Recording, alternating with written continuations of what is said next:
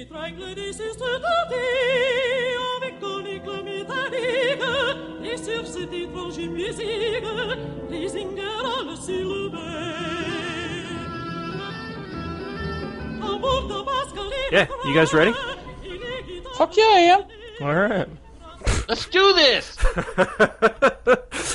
Hello, we are the brother. Oh, Start Jesus! This shit. Oh, Let's do it. It hasn't. Come on, get us started. It's been a while since they interrupted me. We are 2017. It is time to begin. It is time to begin. Hello, we are the Brothers Geek. This is our podcast. This That was is a perfect intro. first. Patrick. Wow. Perfect. You're so good at this. Thanks. You are a pro. I'm so happy you're They my brother. they interrupt Pro. me and then call me a pro. It just Pro. it doesn't make any sense to me. Anti-pro. It's January 11th, 2017, the first episode of 2017. 2017. And here. it's episode number 70. Woo! We made it to 70. Is 70 over. episodes. That's crazy. 70 This is episodes, right? Episode 70. That's excellent. It is The excellent. year I was born. It's pretty great. Great. We are the Brothers Geek, and we talk about geeky stuff.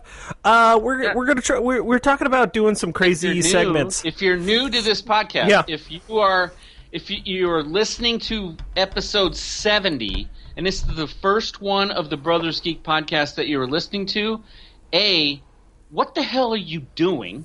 True. Go back Don't- and listen to don't- the other 69. seriously. Don't insult the new people. At episode 55. Maybe they just downloaded the most current one Episode because we're talking about 55 current events, is- Christopher. Don't insult the new people. Sorry, new Episode people. 55 was our greatest episode of Single- all time. Single It's- greatest episode. it's Go back it is- and find 55 it and is re-listen the- to it. I think it's in the pantheon of greatest podcast episodes ever recorded of Sure. all podcasts. By Sure. anyone. It's definitely the greatest listened to by 50 people. That's for sure. We went somewhere transcendent with that episode. Transcendent is the right word. Yep. And we've Quivering. been going steadily downhill People ever were since. Quivering Quivering. Trembling. at the end of that episode. Do you usually we talk about some news or discussion in this first little spot? Andrew, do you have any news? We didn't really tee this up. We really didn't tee this up. The only thing that kind of crops up in my brain, and I read this today, and it just gives me so much hope for the new year. George R. R. Martin talked about how he hopes to finish The Winds of Winter this year. So He Uh-oh.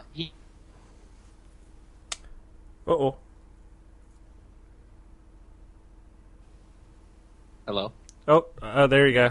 I lost you guys for a second. Skype took a dump. Okay, we're oh back. my god, you sound crunchy. Crunchy? Oh, wow, what happened? Does everybody? That was terrible. I didn't Everybody hear sounds great. anything you guys Okay, said keep for a few going. seconds. Keep going. We're fine. Yeah. Okay. He hopes to finish by the end of the year. I saw that headline too.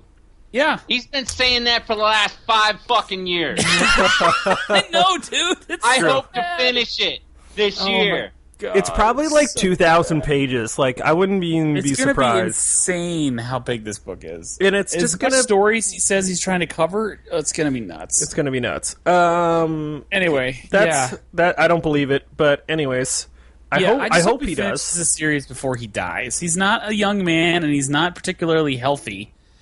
He's kind of short and round. hopefully, and like, he's getting up there. Hopefully, with all his money, he's putting money. Short and round. What does that have to do? He's heavy. It's not like he's in shape. My my God, dude. So what? I would like to. I forgot something that I did want to talk about. Last episode, we were talking about how Carrie Fisher was in the hospital, and we were happy that she was okay. And if you re-listen to that, Two days later. 2 days later, she dies. Passes So away. I just wanted to say we're really sorry about that, and man, that's rough. Such that a is- loss. Everybody's been really upset about it, and I did watch Wishful Drinking on HBO Go because of her That's passing. like her one-woman show that she One-woman did a show. couple years ago, right? Right, and it's pretty interesting because it talks a lot about old Hollywood and how she's kind of Hollywood royalty and Well, the other part of that story is the fact that her mother, Debbie Fisher, Debbie Debbie Reynolds. Reynolds, excuse me, She passed away like the very next day or the day after that. Yeah. Within Pretty 2 sad days stuff, yeah. of her daughter passing. Tragic and sad. Yeah. Carrie was 65, and so that would have put Debbie Reynolds in her 80s. Yeah, I think she was in her 80s. Yeah. Yeah. No, they passed within a couple days of each other. It just, I mean, and they've been announcing. Some news that they've been talking about is they finished filming all of her scenes for episode 8, and they're talking about what to do with her character going further. And there's a discussion about like, because they just did like Grand Moff Tarkin and young Leia in Rogue One, that they can just make her. They can like piece together I hope they don't do a digital Leia for episode 9. I hope they don't do something There's like a lot of people who are like, no, that's a bad idea, and I hope they don't do that. They just like they find a way to, kill off her character in episode 8. I guess that's the only way to do it, really. I mean, that sucks too. Or if they do it, I guess I'm of the mind that they can do it in a way that, if they can do it in a way that's classy, and not exploitative, and sort of. What is that noise? You guys hear that? Sorry, that's my dryer. I apologize, guys. Oh, no problem. Keep dryer. Going. Hang on a second. Do your laundry, dude. We're real life people, and laundry is happening. We are Pro. Episode 70. We got laundry noise. Andrew, you dumbass. Okay, I'm back. That was highly professional. Oh my god. We're obviously in a studio doing our laundry. Sorry about that. No problem. I totally forgot that it was on. It's fine. It happens. Everyone will remember episode 70 now because exactly the dryer episode. Attack of the Dryer. Right now. Yeah, we got the title. We always argue about what about the title. Now we got it. Now we know. This is the Dryer episode. The Dryer episode. So, do you guys? Is there any way that you'd want her to be digital in episode 9, or is it just the only way? It's the only way is to do it with some class. Right. If they can't do it with some class and really do it well, and she's got a consequence, not just throw her in there just to do it, but it's got she has a consequential moment that is effective. Yeah. Well, I hate to use this example, but Fast and Furious 7 with Paul Walker when he died in the middle of filming that, and they did kind of they didn't kill off the character in the movie, but there was like a send-off kind of a thing. Yeah, yeah. And it because everybody knew, it's not like they needed to kill the character and like open up the real life wounds in the theater. Right. So if they could do something like that, I don't know if they could do something like that in Star Wars, but it's tough. I don't know. It's very tough, and I mean that's going to take some writing and some creativity to figure out how to best handle that. Well, and I feel like it's in good hands. The director, I trust, and J.J. Abrams wrote the script, so I hope that they can. I think they'll figure it out. They'll figure out something good. Those guys are clever. So let's move on to fun things. 2017 2016. Let's keep going. That is the past. Yep. 2017. We've been talking about a couple of fun ideas for 2017 going further for the show.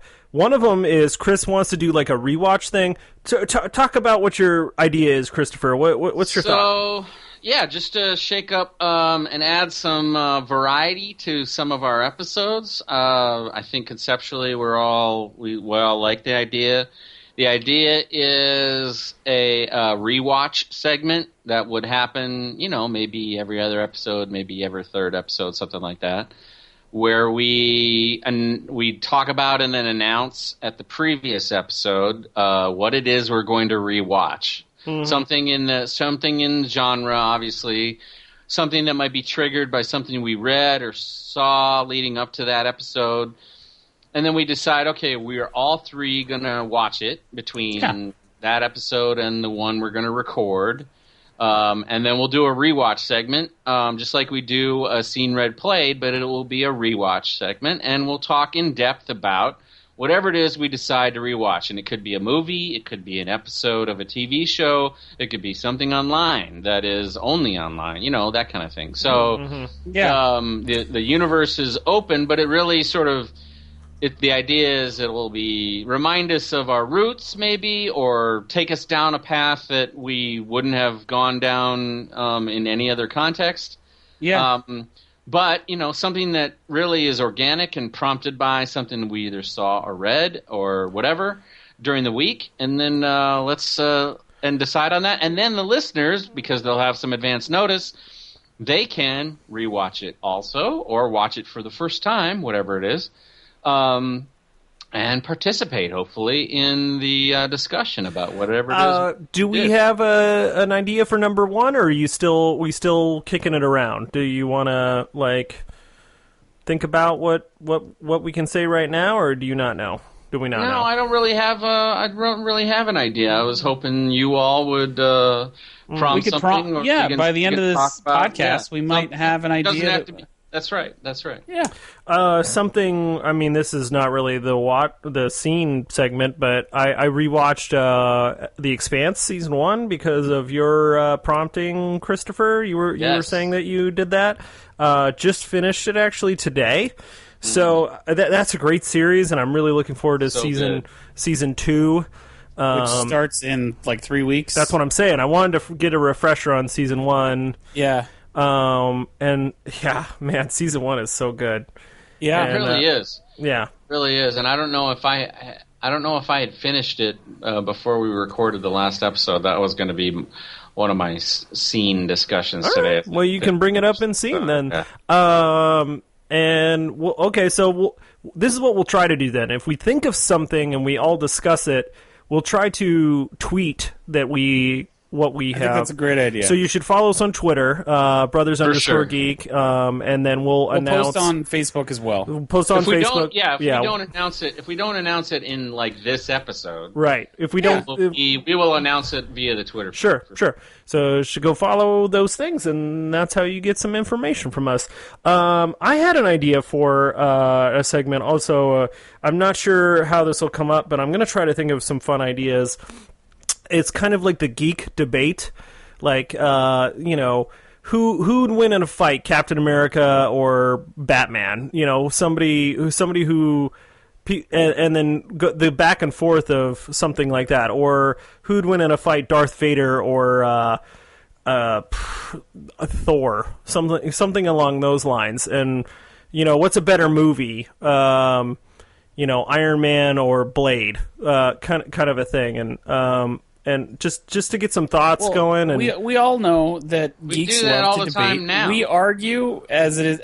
So this will you're proposing the idea that it's a little more structured. That we have an idea for an episode, and we come at it like this episode. We're going to talk about what would happen. Yeah, just a smaller part, our opinions on long-standing geek debates is my thought on that.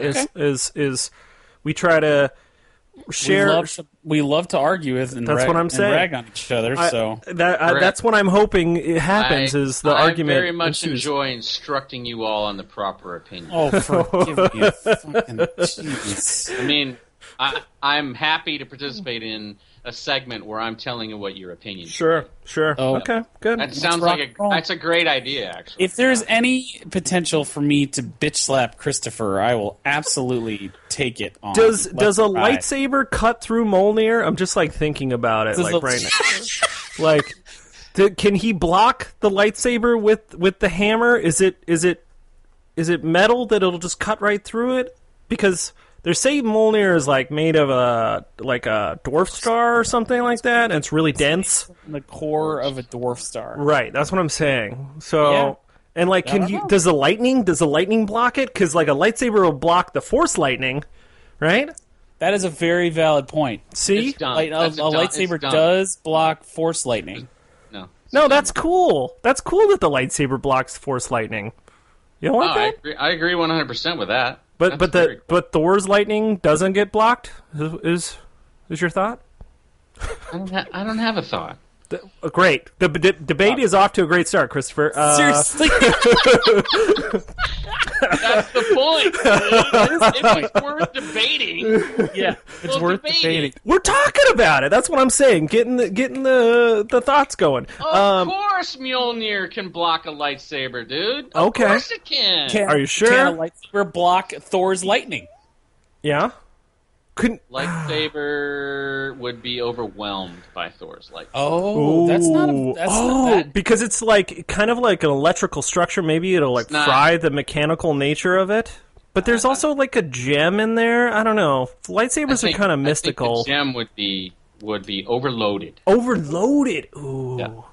Yeah. So you're saying There's Thor a would limit be to what the lightsaber Vader can here. withstand. Even the strongest Sith Lord cannot generate the power that's contained within a lightning bolt. So you're saying Thor would win this? Bolt. He would. Well, we know he that would a lightning bolt shoot is him with a lightning. 1.21 gigawatts, roughly. 1.21 gigawatts, exactly. What the heck is a gigawatt?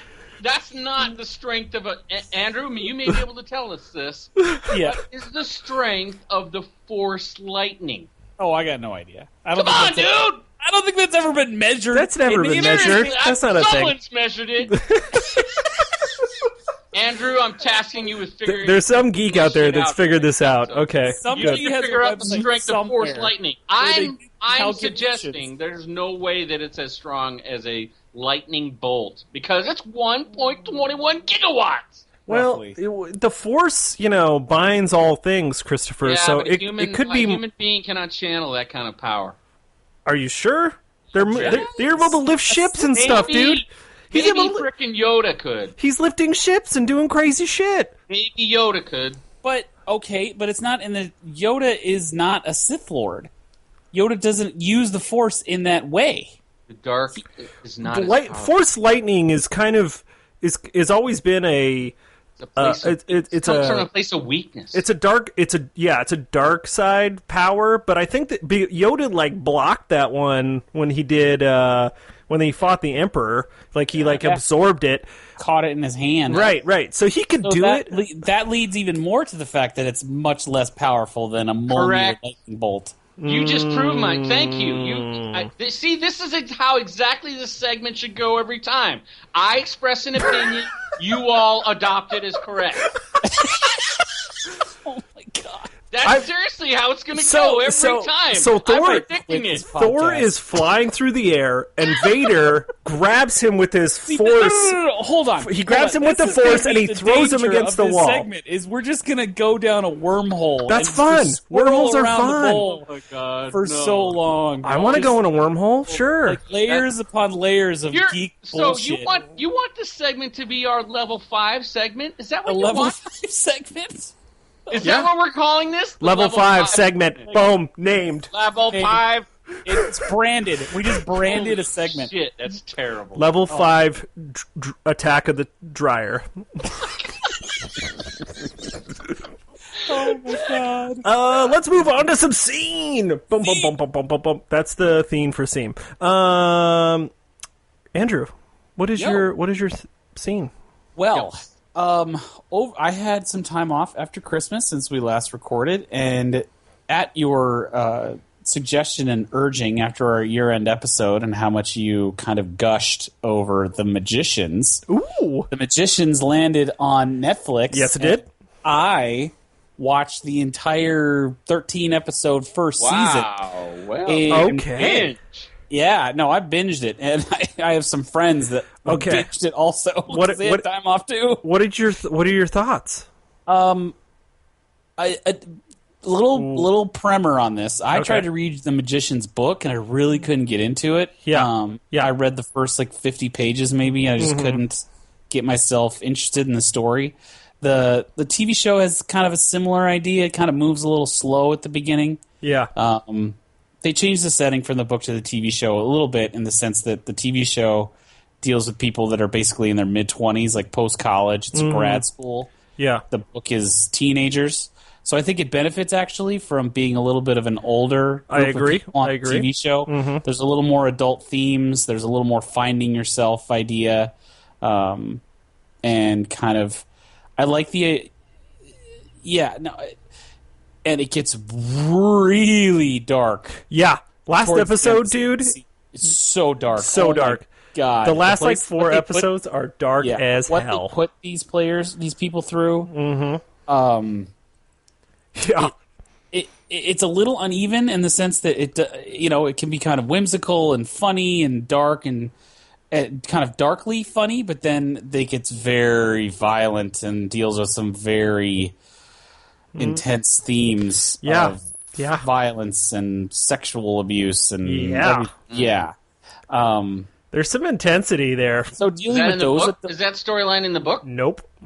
Wow, added it for the show. They added it for the show. I see. Interesting. I think that it is very dark and it's a little off-putting, so I will say that. But I think it's interesting, like the idea of. I mean, it is fiction, so it's not.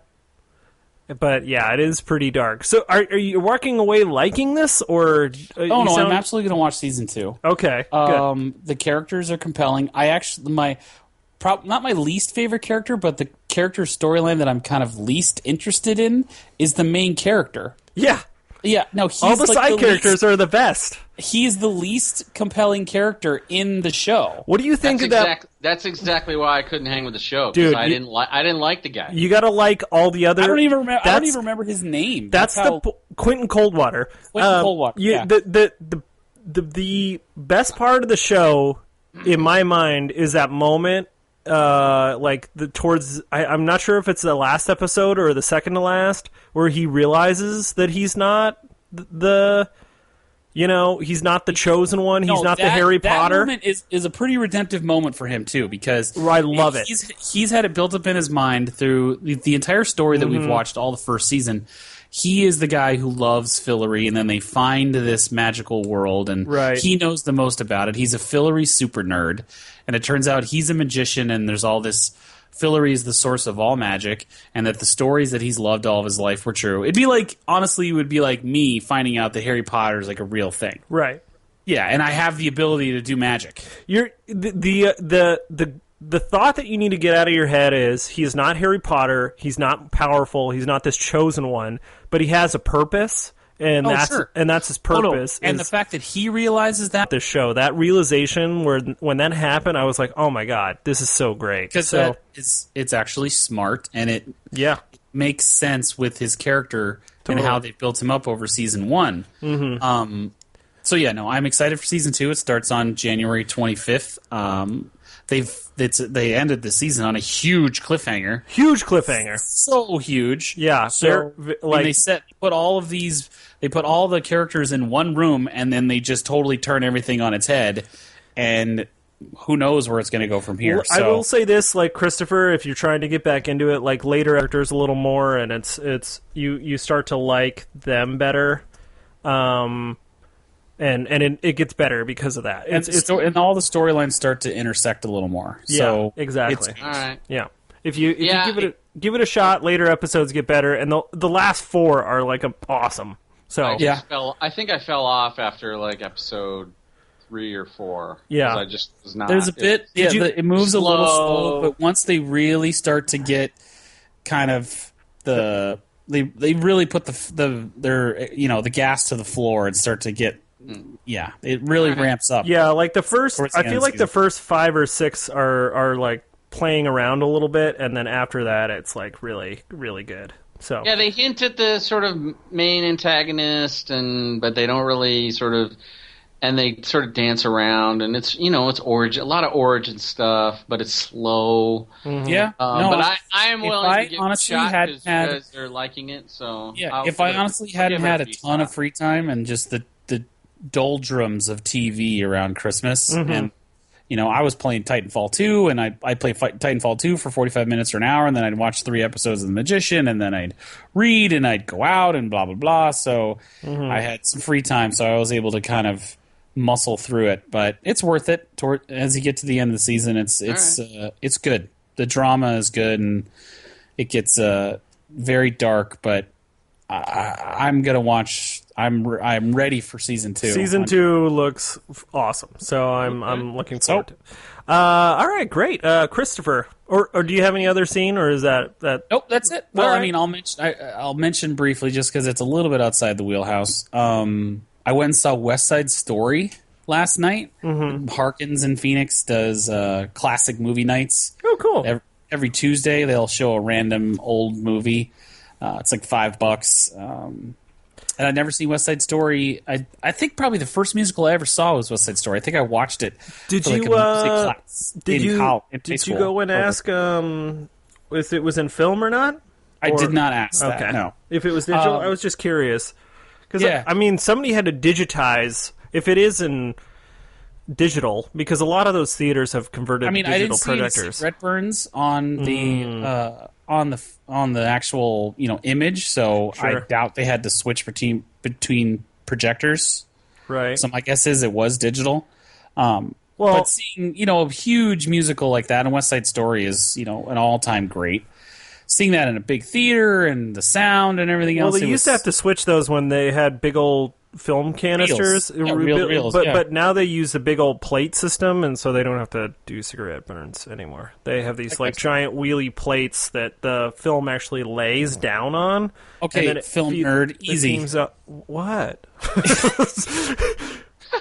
Okay, cool. Did you? No, it was very fun? much a worthwhile experience. What was the except for crowd? I was always curious about the crowd at those things. Interesting cross section. I think there was some high school kids that were there. There were a few kind of couples ranging from 20s to probably 50s. A few older people. How crowded was it? Half full. Half full theater, I think. Couple 100-seat theater was half full. I would have gone to see that. Did they show it in the big theater, Capri? It wasn't at the Capri, no. Oh. Rogue One was at the Capri. Of course. But yeah, no, it was good except for the jackass behind me who talked the whole time. What an asshole. If you're going to the movies, shut up. Shut up. Turn your phone off. Shut up. It's the worst. Cool. Yeah, Christopher, that's it. what's your scene? My scene is, I think I was in the middle of my watching season 1 of Expanse, my rewatch of that, and I finished that, and I got to the end, and it was like I was so enthralled by the episodes. I was watching them back to back to back to back to back, and I think I watched probably the last 4 in a row. Nice. And I got to the last one, and it was like... It's on Amazon Prime, right?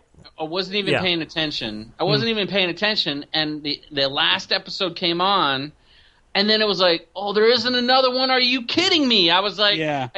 I got to that, and I was so wrapped up in the story that it didn't even dawn on me that was the final episode of season 1, and I was excited and I was bummed because there wasn't another one, but it got me very stoked for season 2 because holy crap, that ends strong and is it like a great moment. I know where it's going and oh my god, there's so much that's going to happen. I have no idea how far season 2 is going to go, but holy crap, there's a lot. Like they did with season 1, and they pulled in Avarasala. They're pulling in Bobby Draper to, that's season 2. So I'm curious about that because her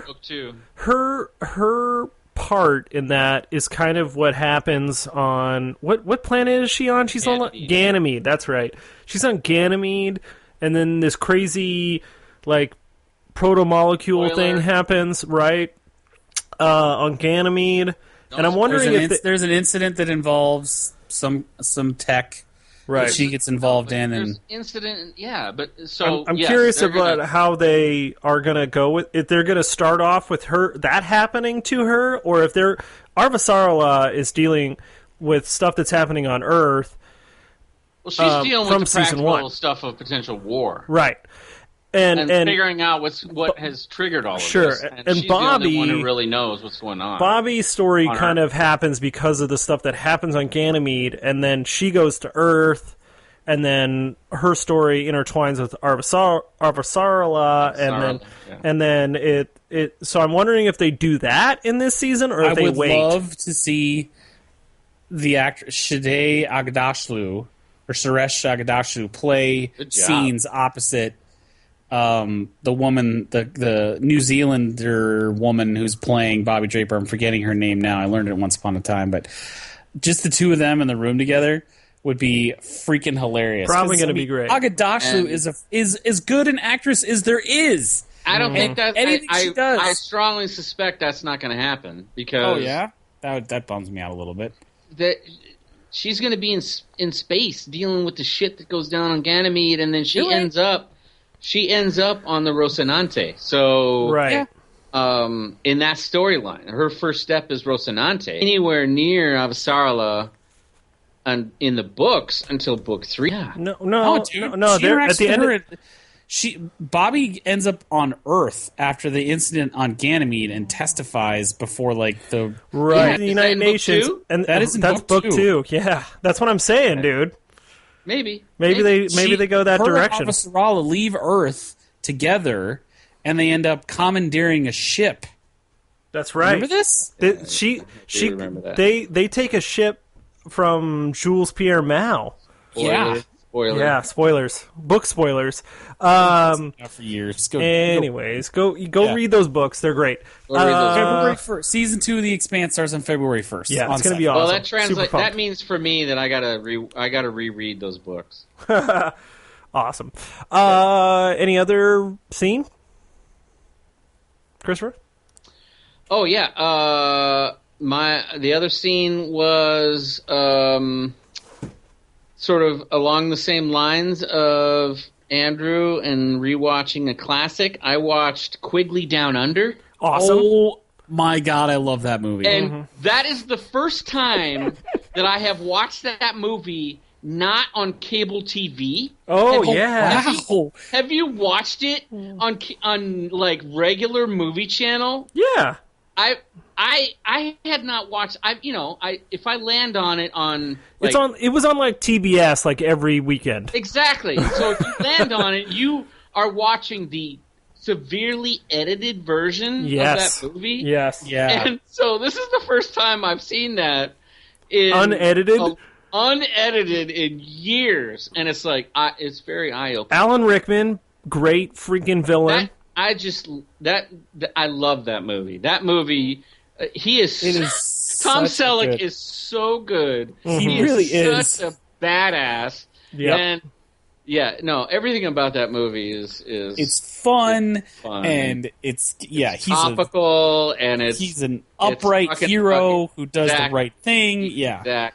Does all this. It's great. It's all this classic Western, and he's got a special gun, and it turns the gunfighter idea on its head. Mm-hmm. It's really cool. Yeah, really, totally. I really like that movie. I loved it. It has a great soundtrack. Now I have to rewatch that movie. Damn it! Now I have to rewatch really it. Good. It's on Amazon Prime, everyone. That's why he watched it. It's really good. It's really good. All right, cool. I don't have Amazon Prime. I'm gonna have to. You don't have Prime, bro? I don't have Prime, bro.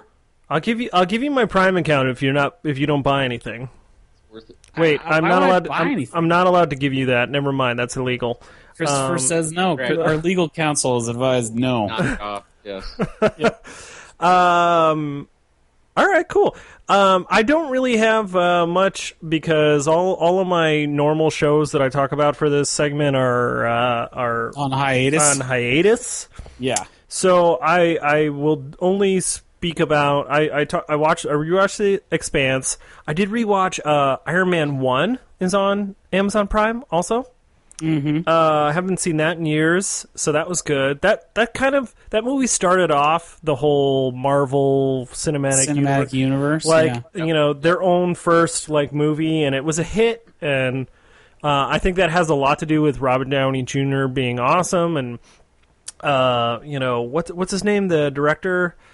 Jon Favreau. It made me want to watch the second one. It is not on Prime. It's so funny how small that movie feels now compared to how big the Marvel Cinematic Universe is. Totally. And how the movie just feels a little. I don't know if it feels quaint, right? But it's just it feels like such a small movie. I don't know. Well, and I think back on Doctor Strange. Doctor Strange is basically the same formula as Iron Man. Rich guy, kind of a D-bag, goes through this selfish, exceptional person, right? Has some kind of tragedy, and they learn how to live a different life. Exactly, they learn to be selfless and figure stuff out. and how to fight for a cause bigger than themselves. Exactly. It's the same kind of structure, and so they're similar characters, kind of the snarky, rich guy character, intelligent rich guy. So it's fun, and I enjoyed watching it. I did rewatch on the Australian front. I did rewatch Crocodile Dundee 1 and 2 because we were talking about 1 and 2 last time. Oh my god! The last 10 minutes of Crocodile 1 are awesome. Like when she's running, the music in that scene, him in the train. The music makes that movie really, really good. Like tension and how romantic it is. It's I think that movie is as good as it is because of the sound design. And I think that's why I love like music in movies, is like movies like that one I watched when I was a kid. And Quigley Down Under having a great soundtrack did that for me too. So if you rewatch those and listen to the music and what kind of and something that's missing from the Marvel movies is that punch of music. I think like I can't even remember like the score of Doctor Strange or Captain America. They're not really that great. But like we know the score of Andrew even like commented today about the Man of Steel score because it's Hans Zimmer. No, that was. But you're absolutely right. Hans Zimmer, the Man of Steel score. I mean, you listen. That has so much more punch than Chris Marvel and I work movies jobs do. where we sit at a desk all day, so we can put headphones in and listen to music. And when I you're don't put listening, headphones in, but yeah. oh, I put headphones in because I don't have a door, so I have to sit in a cubicle. So I can't play music for everyone else to hear. But you end up listening to stuff like that, just orchestral movie scores, and they're freaking great. Yeah, Yep. The good ones you always come back to. I should. I don't know if you guys use Spotify, but I have like a bunch of movie score like playlists that I make because I'm a giant nerd. So if you want me to share any of those with you guys, I will. But I'm not a Spotify guy. Spotify is the way to go, man. It's I'm an so Apple great. Music guy. Oh yeah. Okay, fine. You guys are enough in different directions. That's fine. That's it for my scene. Let's do some red. Hey, this prompts a thought with regard to our rewatch. Oh, go for it. I am proposing that we all watch Ghost in the Shell. Like the original anime? Anime. I've never seen it. Ghost in the Shell. Is it a rewatch if Andrew's never seen it? It fits for the rewatch. The idea is things that we either have watched or should have watched in the genre. All right. Chris, have you seen They're this? actually releasing that in theaters. Yes. Re-releasing They it are. pretty quickly, I think. Oh, wow. I'd be down. Sure. That's what we should do. All right, and we'll Ghost in talk the about Shell, it next the time. anime. Ghost in the Shell, the anime, because, the live action is coming out. This will be a nice, 1995 is when it came out. Yep. All right. Sounds good to me. All right? Cool. That's our first rewatch for next episode. We on it. All right. All right. Let's do some red. Christopher, what do you have for red? I read the trade that you got me, Descender. Yeah! Oh my God, is that awesome? Told you. That book, this is a comic that is set in a planet other than Earth, and like amongst a federation of planets. And the beginning of the story, and I'm not going to give anything away because you all should go out and get it and read it, is there is this culture and society that has robots as companions. They focus on the child robots that are companions in particular. And the triggering event for the entire series is these giant mechanical beings appear to all these planets and lay waste to these planets. And then it jumps forward 10 years, and the story focuses on a child companion robot who wakes up from what he believes to be a night's sleep, except it is 10 years later, and his coding people believe contain the key to learning more about these beings that showed up to disrupt this and kill a bunch of people and devastate this society. Right. And so the other thing that is amazing about this book is that the art is in frickin' watercolor. Yeah. It is beautiful. It is spectacular. Yeah. It is Wow. beautiful. It is really well all drawn. All the art is watercolor. It's so good. It's so good. I highly recommend it. Very cool style. It's like AI and like Battlestar Galactica and like The Expanse like smashed together. That's like the whole. There are competing factions, all of whom want this child robot. Yeah. The child robot like befriends one of the aftermaths of the attack from these giant, and then they leave. That's the key point. These giant mechanical beings lay waste and then leave, and then the intervening 10 years is the aftermath. But as part of the intervening 10 years there is an outcry against robotics, and so they have. All societies and in most planets, they have destroyed all the robots. Mm-hmm. And but this child robot is unscathed, and has been asleep for 10 years. And so lots of factions want to get their hands on this robot for a variety of reasons. So it's good. It's really good. Yeah. Very cool. I'm glad you're enjoying it. Yes. I'm pretty sure the second one is out or coming out. So I gotta get it. Yeah, it's freaking great. The art in it is fantastic. So this weekend I'll get it. I'll check Samurai and see if it's out. Totally. Cool, man. Andrew, what do you have for? Oh wait. One more thing. I wanted to comment on. I am listening to. On Audible, I am listening to a book entitled Star Wars Bloodline. Oh yeah.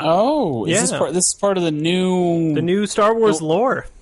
Star Wars lore. It is a prequel to The Force Awakens. Oh. Okay. It is set 30 years after the events of A New Hope. Okay. It's focused on Leia, and Leia is a senator. Yeah. Okay. And so I am listening to, and I think there's a series of books that are the Bloodline books, but they fill in some of the details of the pre-Force Awakens stuff. So that sounds cool. It is cool so far. Is Luke in it at all? Is there any not yet stuff? Okay, I'm wondering if I'm early in it. They explain some of the stuff of why Luke is missing. That's why I was. Or curious. Add a little bit of canon context. Yeah, it's canon, and it's going to offer some context for Force Awakens and Episode 8. So, cool. Yeah. Awesome. I might have to get that too. That sounds awesome. Good. That does sound awesome. I had an extra credit, so I was like, why not? What's this? A little brain candy. Sure. Yeah. Andrew, Brad. I am continuing to read Babylon's Ashes. I got a little sidetracked with, other things around Christmas, people visiting and playing Titanfall 2, and then playing a lot more Destiny with you guys since the last week or two. We've played a lot more together, so it's kind of...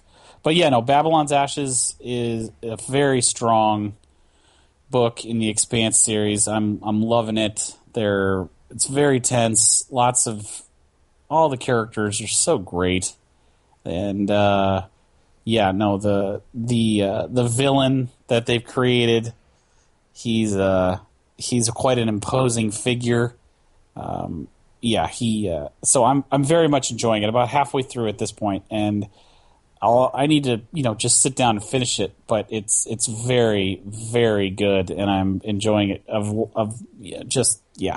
lot. I just love that world. I love all the characters. I know, Christopher, you finished it. Yep. So you said you were very satisfied with how it all finished up. Oh yes, So oh yeah. I need to do it. I just haven't yet. I'll sit and read 100 pages and then I'll put it down for 2 weeks like an idiot, just because I get sidetracked and do other things. But yeah, no, it's a very good book and I'm enjoying it a lot. I just need to finish. So Awesome. yep. Cool. The only I'm reading a lot right now. I'm kind of reading a little bit of everything, but the only thing I really want to comment on is I picked up the first 2 issues of the new Iron Man, the new Lady Iron Man series, written by Brian Michael Bendis. I got the first 2 issues. I bought where those, Iron Man is a 15-year-old, right? Right. She's a 15-year-old girl. So it's kind of I can't find them. I bought those and I don't know where they are. Oh no, it's really bumming me out. That's annoying. I've only read the first couple, and so I don't have a lot to go off of. But so far it's fun. I will say that it's kind of Tony Stark is part of the story. I don't want to reveal too much, but it's well written, it's interesting, and the art is good. So the new protagonist is Riri. Is that her name? Yeah, something like that. Yeah. Yeah, I read it like a week ago. Yeah, it's interesting, and it's just the origins of like how she gets into it and what she's kind of like this super genius. They're selling her as like this child prodigy super genius thing, and Tony Stark like notices her, and that's why this why she takes up the mantle.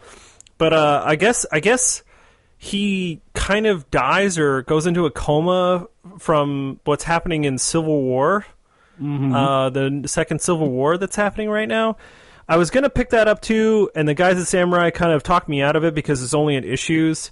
So I'll probably end up getting the trade for that just to read it. But, yeah, I'm going to do the same. I'm going to get the trade for that. But I've heard it's kind of not that good, kind of just meh. That's kind of been the big crossover in Marvel and the DC universes in the past few years have been. You expect these big, event situations, and they just end up being kind of meh.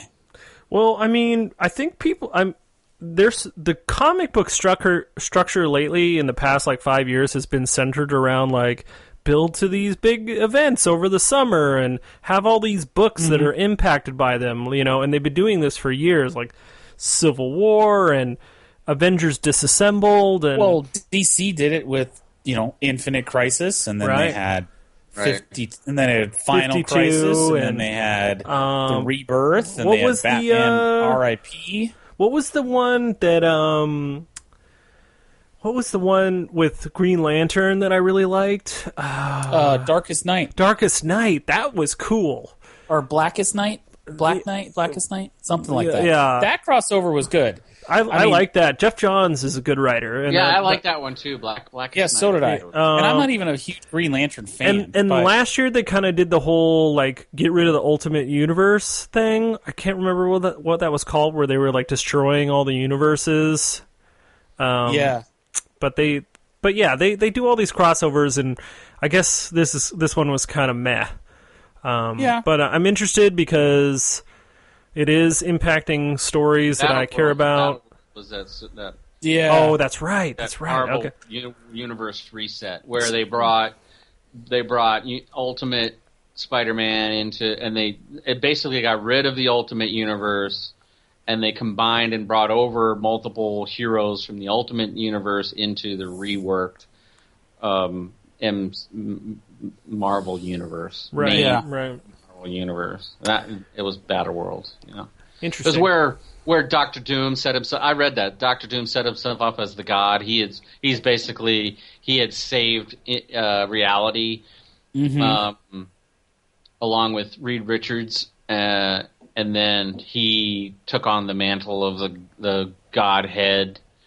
And then people that were in the bubble of reality began to figure out, okay, this is not what it should be.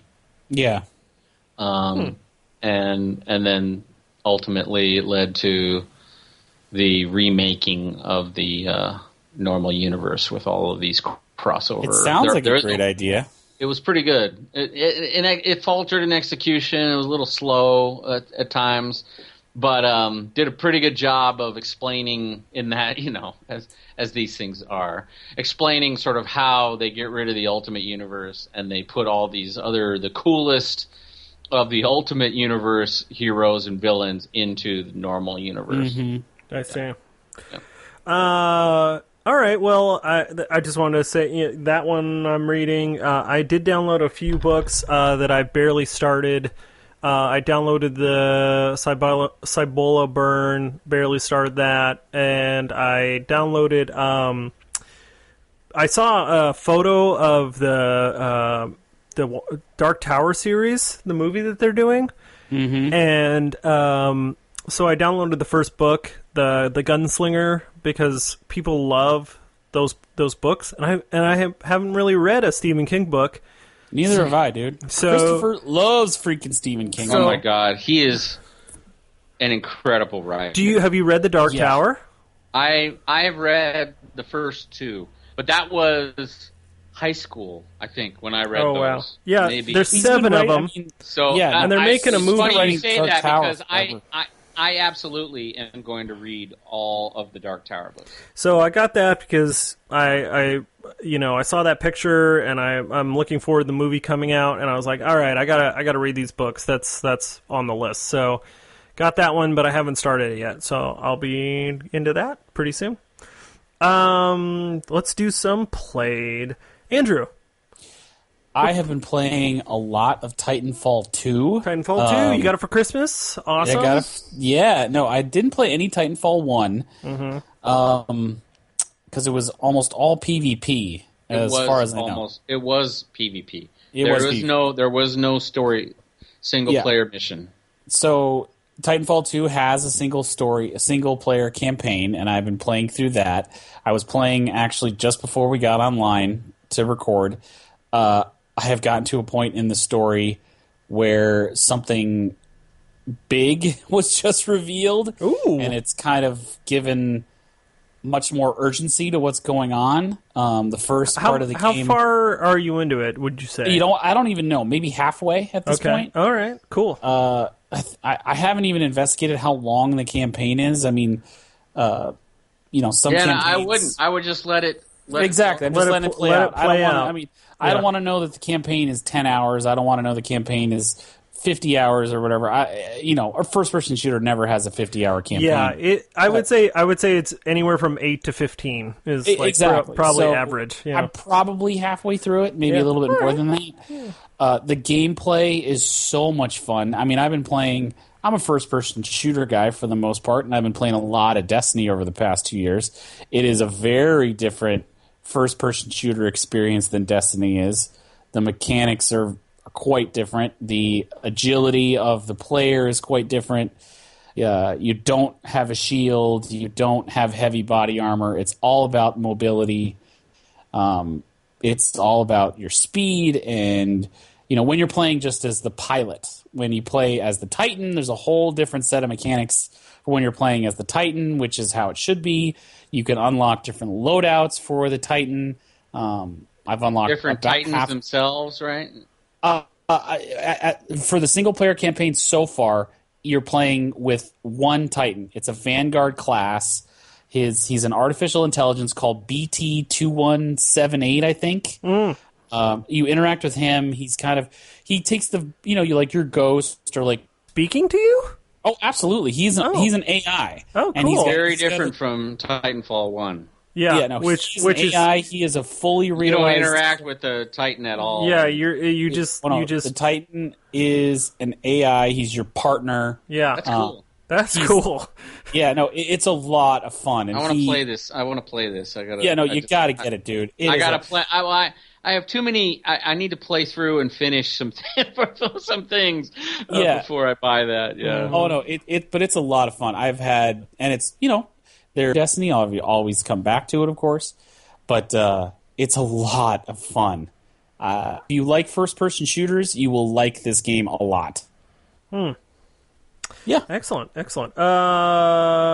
Christopher, what do you have for played? I am going to report that I picked back up. Going to finish. Yes, I it has been it's on my shelf. I had actually started it and made it through the first mission, in fact, but that save has been languishing on my Xbox, and so I decided that I was going to jump back into it and play and finish and dive into some Halo multiplayer just to check it out, because I never did the arena stuff and I never did any Warzone stuff in Halo 5, and I want to check all that out. So I am and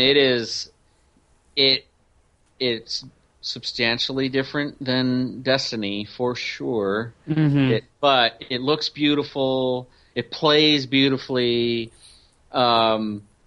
It has a lightness to it in terms of that's way different from Destiny, and it's just getting back in the feel of how fluid and light and powerful your character feels. Mm-hmm. At the same time, there is a interesting sort of delineation in the weapons in Halo, in terms of how powerful they are and how much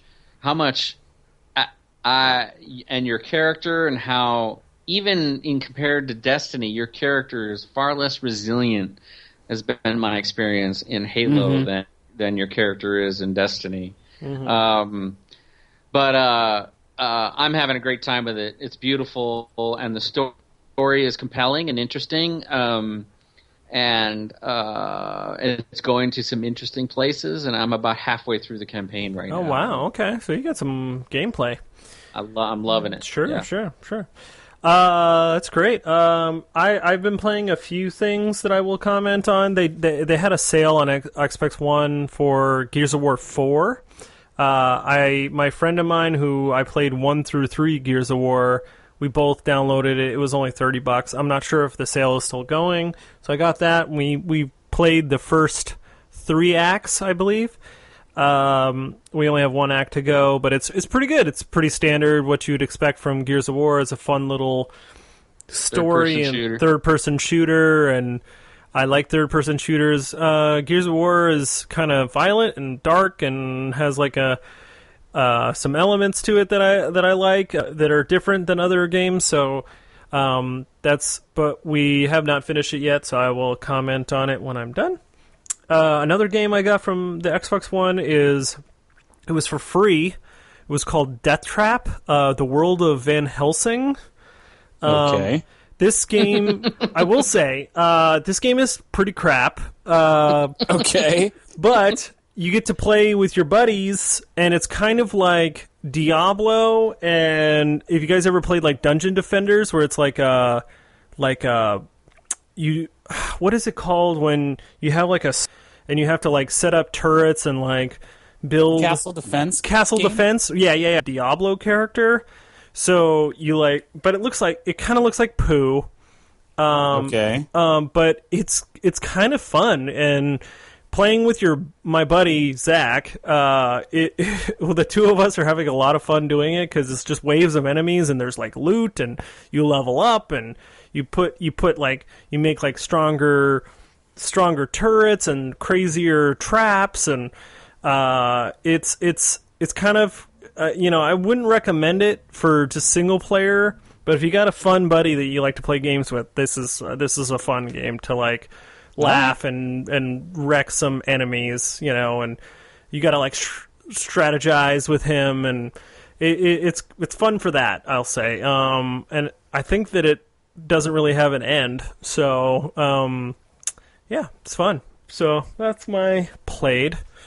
Cool. So Andrew, yeah, what trivia do you have for us? Okay, I chose a trivia based on the fact that I saw West Side Story last night.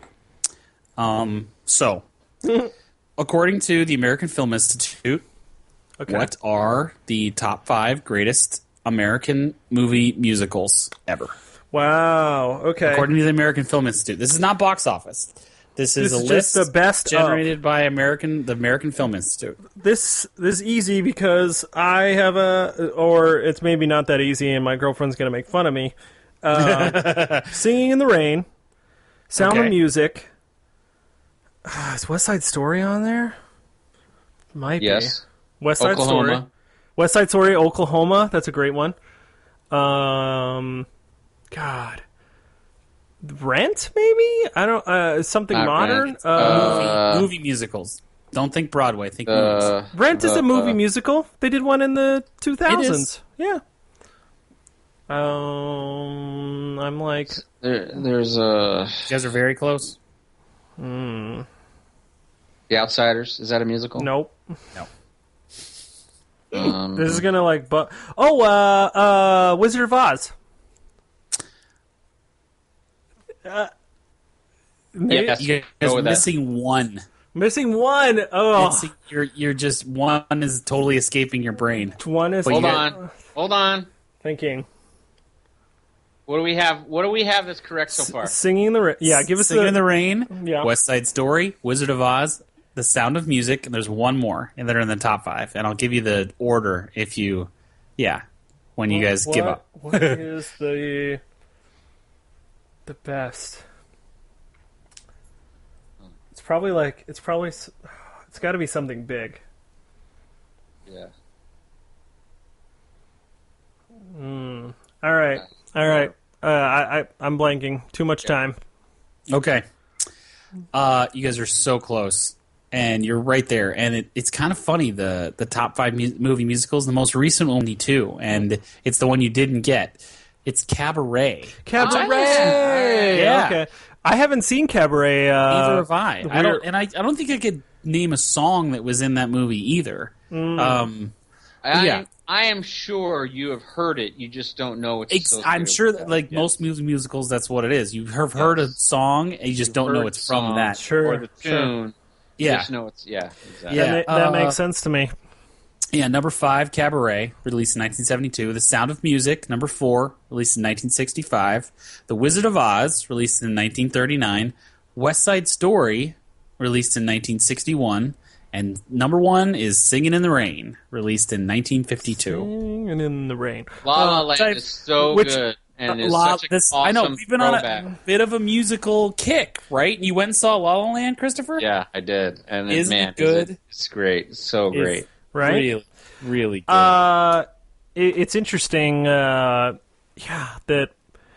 musicals have been kind of dying since the 60s. They were super popular in the 40s and 50s, and then kind of waned in the 60s. Yeah, and The only musicals have been animated, right? Basically. Yep, pretty much. In the top 25 AFI greatest movie musicals that I'm looking at on this webpage, all of them were made before. There's 2 movies that on there that was made after 2000. Number 25, Moulin Rouge, and number 12, Chicago, was made in 2002. Everything else is much earlier. I don't really like Moulin Rouge or Chicago. No, I don't really like Chicago. I like Moulin Rouge a lot just because it is Ewan McGregor. He's great. Yeah, he's all right. I hate Baz Luhrmann. He's I just despise him. If you'd like to help Andrew with his trivia, you can email him at kingofthenorth52@gmail.com. You should definitely give him some ideas. If you'd like to email the show, you should email us at brothersgeekpodcast@gmail.com. If you want a debate or a rewatch that you think we should do, hit us up there. That's a great place to do it. Twitter at brothersgeek. At brother_geek at Brothers_geek. Brothers_geek, yes, sorry. Yes. At twitter.com. Brothers Geek Podcast at facebook.com. And brothersgeek.com, of course. For all the things. Do it. Thanks for listening. So, boys, it is 2017. It's a new year. Mm-hmm. And it's episode 70. Mm-hmm. So, in the interest of celebrating the idea that it's a new beginning, we're making changes to the podcast. And we're interested in renewal and sort of starting off the year right. Mm-hmm. But also at the same time remembering that, you got to find your place. You got to be sort of who you are, and you got to not take things. We got to put 2016 behind us and sort of relax and allow 2017 to flow. Oh my God, get to it. Seriously. The idea is, boys, we all must abide like the dude. Oh my. Oh, I like it. All right. So everyone, abide. All right. I got it. Cool.